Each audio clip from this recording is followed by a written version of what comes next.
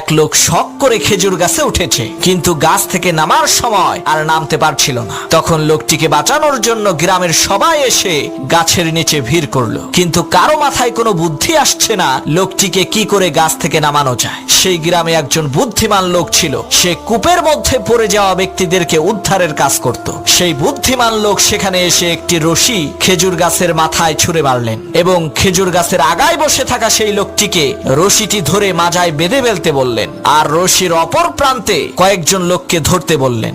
বুদ্ধিমান লোকটির কথা মতো তারা রশিটিকে ধরলেন। হঠাৎ করে সেই বুদ্ধিমান লোক বলল, এখন টান মারো।